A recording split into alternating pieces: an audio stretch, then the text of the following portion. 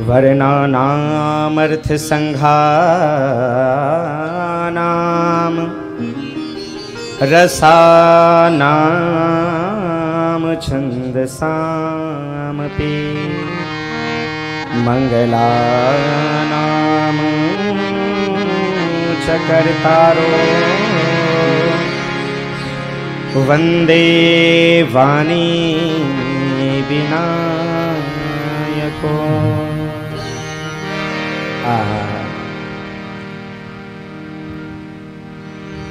देखिए, जीवन में मंगलाचरण का बहुत बड़ा महत्व है। मंगलाचरण का मतलब ही होता है मंगल आचरण। जिसका आचरण मंगलमय हो उसे मंगलाचरण कहा जाता है। और मंगलाचरण आप जहां कहीं का भी देखेंगे बड़ा ही दिव्य है। मंगलाचरण हर किसी को जल्दी समझ में नहीं आता। अच्छा, एक बात बताइए, जीवन में सबसे प्रथम पूजनीय कौन है? इस भारतवर्ष में सबसे प्रथम पूजनीय कौन है? गणपति जी है ना। गणेश भगवान प्रथम पूजनीय है। लेकिन तुलसीदास जी ने यहां पर सबसे पहले गणेश जी को वंदना नहीं किया है। वंदे वाणी विनायको। वंदे वाणी, सबसे पहले सरस्वती जी की वंदना है।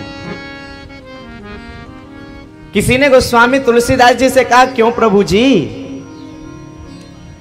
सबसे प्रथम तो पूजनीय हमारे गणेश भगवान हैं, प्रथम पूज्य माने गए हैं। पहले गणपति पूजते, पाछे करिए काज। तो महाराज गणपति जी को छोड़ के आप सरस्वती जी की वंदना कर रहे, ये तो आपने उल्टा कर दिया। अरे आप इतने बड़े महान संत हैं कि आपके हृदय से राम कथा गंगा प्रकट हो गई, और आप हैं कि गणपति जी को छोड़ के सरस्वती जी की वंदना कर रहे, और लोग आपको पागल कहेंगे। तुलसीदास जी ने कहा, नहीं भैया, इसके पीछे एक राज है। कैसा राज है? बोले, अच्छा एक बात बताओ, गणपति जी प्रथम पूजनीय, बिल्कुल सही बात है, प्रथम पूजनीय तो हैं, सब पूजा करते हैं। लेकिन गणपति जी प्रथम पूजनीय हैं, यह ज्ञान देने वाली कौन है? कौन है? सरस्वती मैया है ना। जब तक उनकी कृपा नहीं होगी तब तक हमें कैसे पता चलेगा कि गणपति जी प्रथम पूजनीय हैं? इसलिए तुलसीदास जी कह रहे हैं कि सबसे पहले मैं अपनी उस मां को प्रणाम कर रहा हूं जिनकी कृपा से मुझे यह ज्ञान हो रहा है कि गणपति जी प्रथम पूजनीय हैं। इसीलिए वंदे वाणी विनायको। बहुत बहुत बाकी तो इस श्लोक में बहुत सारे राज छुपे हुए हैं, क्योंकि श्लोक के बहुत अर्थ निकलते हैं। श्रीमद् भागवत महापुराण में जब वेदव्यास जी महाराज ने मंगलाचरण किया है, वो मंगलाचरण आप पढ़ेंगे तो हमारा ही दिमाग काम नहीं करता है। 108 तो एक व्यक्ति, एक कथाकार उसके अर्थ निकाल के बैठे रहते हैं।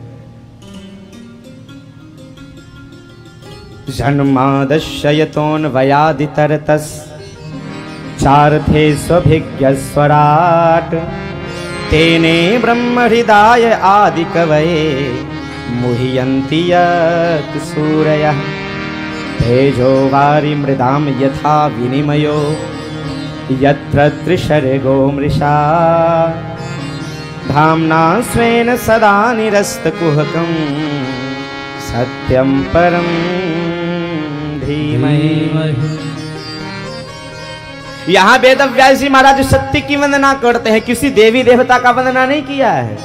हालांकि लिखा तो उन्होंने भागवत जी है, और भागवत में कृष्ण की महत्वता है, लेकिन यहां पर वेदव्यास जी महाराज ने यह नहीं कहा कि कृष्णम परम धीमहि या रामम परम धीमहि या दुर्गे परम धीमहि। नहीं, स्पष्ट रूप से कहा गया है सत्यम परम धीमहि। मैं सत्य की वंदना करता हूं। तो मंगलाचरण तो अपने आप में ही बड़ा दिव्य है, हम लोग भी करते हैं ना। चैतन्यम सुमनम मनम मन मनम मानम मनम मासमम माया धाव धवम धवम धव धवम धावम धवम माधवम श्वासा सार सरम सरम सर सरम सारम सरम वासरम वैकुंठादि भवम भवम भव भवम भावम भवम सांभवम। अब इस श्लोक को समझने जाए तो भैया 10 दिन का समय लग जाएगा। तो मंगलाचरण हमेशा दिव्य होता है, लेकिन जो व्यक्ति समझ सके उस भाव में तुलसीदास जी महाराज ने कहा है, मैं इसी कारण से सबसे पहले वंदे वाणी विनायको, मैं सबसे पहले सरस्वती की वंदना करता हूँ। और सरस्वती मैया की वंदना करने के पश्चात आज हमारे गोस्वामी तुलसीदास जी महाराज ने गणेश जी की वंदना करी है। और गणेश जी की वंदना में आज तुलसीदास जी महाराज कहते हैं, हे गणेश भगवान, इस संसार में आप तो आना ही आना, लेकिन आप अकेले ना आना, अपने संग में दोनों रिद्धि और सिद्धि को लेकर पधारना। तो स्पर्श करते हुए हम लोग वंदना प्रकरण से आगे बढ़ेंगे। तत्पश्चात हमारे गोस्वामी तुलसीदास जी महाराज ने आगे वर्णन किया है कि भैया भवानी शंकरो वंदे श्रद्धा विश्वास रूपिणो।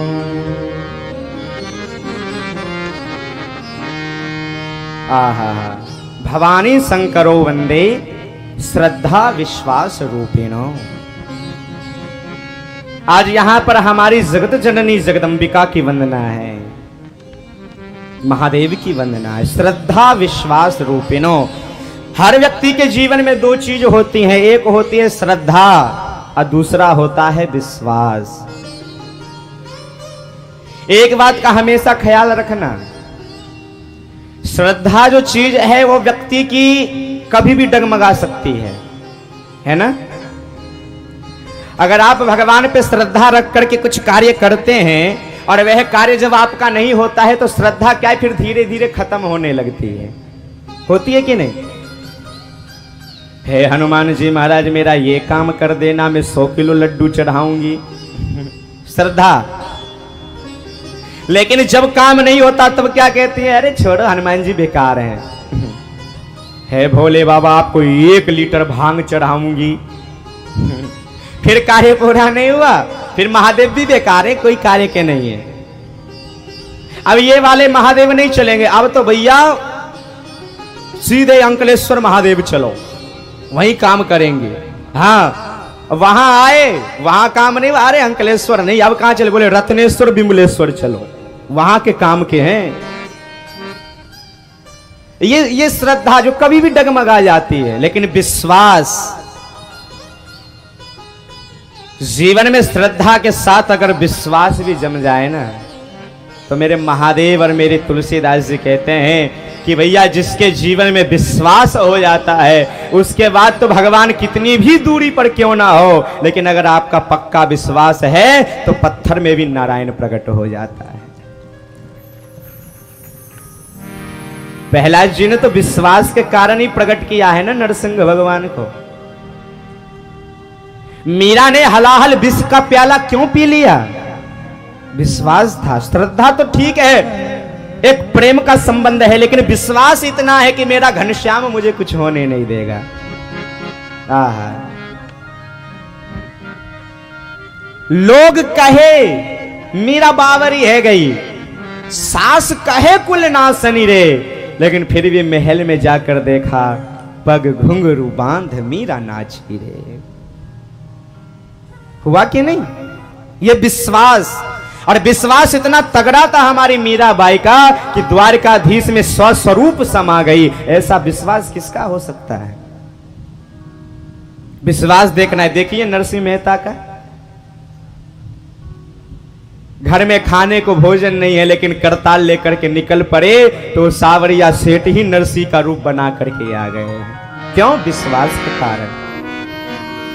गुजरात में तो बहुत मान्यता है नरसिंह मेहता जी की, तो आप सभी तो परिचित हैं।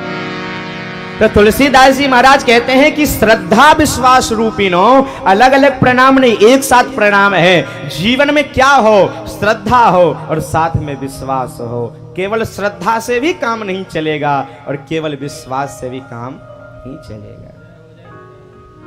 बच्चे जब भगवान अपने अपने माता पिता को प्रणाम करते हैं या घर में कोई आ जाता है उसे प्रणाम करते हैं, क्यों करते हैं? उनके प्रति उनका श्रद्धा है।